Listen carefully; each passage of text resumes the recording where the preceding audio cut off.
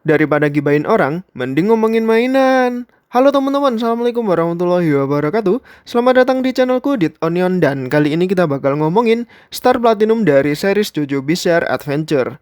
Karena kemarin kita udah gibahin Jotaro, akan lebih afdol kalau kita gibahin Star Platinumnya juga ya.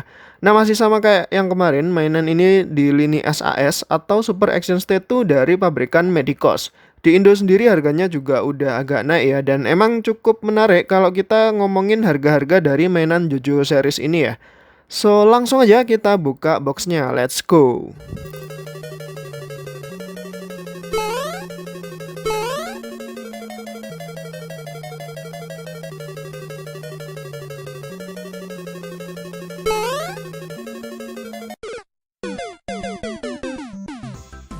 Oke, mainan ini rilisnya 3 kali juga ya, sama kayak Jotaro kemarin. Jadi pertama tahun 2011, kemudian Reisu di tahun 2016 dan 2020. Yang ini didapat di tahun 2016 dengan harga sekitar 700 ribuan. Yang didapat ada stand base dan manual itu tadi. Kemudian yang jelas ada Star Platinumnya itu sendiri, sama beberapa opsional tangan. Ada muka tambahan juga atau kepala tambahan dan sebatang kayu. Nah ini dia Star Platinum keempat setelah keluar dari boxnya. Pertama aku hands on mainan ini kesannya kayak bagus banget gitu ya. Meskipun sebenarnya persendian mainan ini agak loose dan susah buat diberdiriin tanpa stand base. Tapi aku suka warnanya, aku suka catnya rapi banget. Apalagi goresan-goresan emas itu keren banget. Dan ini menurutku proporsi badannya udah pas, lebih bagus dari Jotaro kemarin. Aku sendiri penasaran sama model mainan ini yang keluar tahun 2011 ya. Apakah proporsinya serapih ini dan posisi dari artikulasinya juga sama kayak ini ya. Mengingat tahun 2011 aja SHF Bandai itu rasanya kayak nggak sebagus ini dalam hal proporsi badan mainan. Bahan yang digunakan buat kain celananya ini karet ya, dan shoulder padnya juga karet, jadi lebih luas aja waktu digerak-gerakin. Kemudian ada satu hal yang mengganjel di benakku ketika pegang mainan ini. Lututnya ini kayak kerasa beda gitu ya, jadi penempatan sendinya ada yang berbeda sedikit. Untuk yang bagian kiri itu lebih naik ke atas daripada yang bagian kanan. Kalau misalnya kita lihat di belakangnya ini persendian di selangkangannya, itu yang bulat di dekat pinggangnya itu, yang bagian kanan kayak kurang masuk ke dalam gitu ya, padahal yang bagian kiri udah pas banget gitu posisinya. Nah yang kanan ini kayak ada sedikit apa ya namanya ya, gapnya gitulah intinya. Yang menyebabkan dia kemungkinan kakinya kayak panjang sebelah gitu. Jadi kalau yang sebelah kiri itu lebih ke atas dikit daripada yang sebelah kanan. Ya sayang aja ya, mainan kayak gini udah bagus tapi masih ada kurangnya gitu. Nah selanjutnya ke artikulasi. Yang pertama dari kepala, nunduk ke bawah, ke atas, kemudian bisa muter-muter 360 derajat. Luas banget, itu sama lehernya juga ya. Kemudian di shoulder padnya juga bisa dinaikin ke atas. Kita copot aja biar gampang artikulasinya. Tangannya ke samping segitu jauh. Kemudian bisa muter-muter 360 derajat. Dan bisa ditarik ke depan dan ke belakang. Keren banget. Kemudian di lengan atasnya ini bisa diputerin ya harusnya, tapi agak keras juga. Sikunya bisa lebih dari 90 derajat karena double join, dan pergelangan tangannya juga luas banget artikulasinya.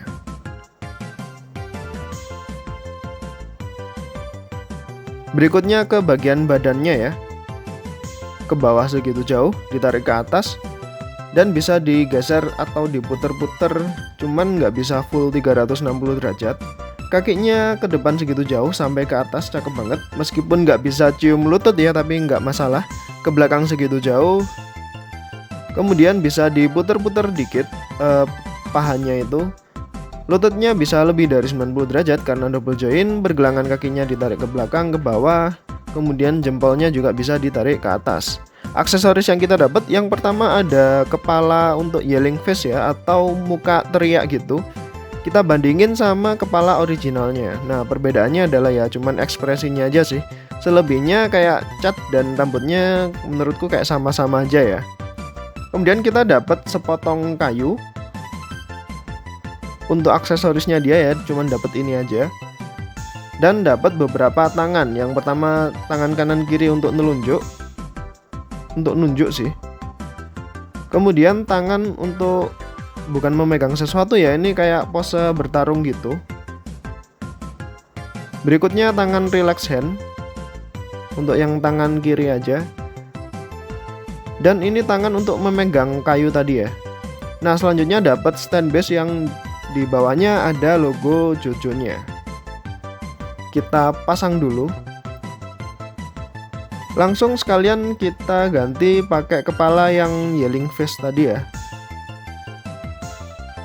Gantinya gampang aja, tinggal dicopot dan dipasang aja. Nah kayak gini ya kurang lebih tampilannya. Kemudian kita ganti tangannya juga. Gantinya juga gampang aja, tinggal copot dan dipasang aja. Gak ada yang harus diperhatikan juga sih untuk mengganti tangannya ini.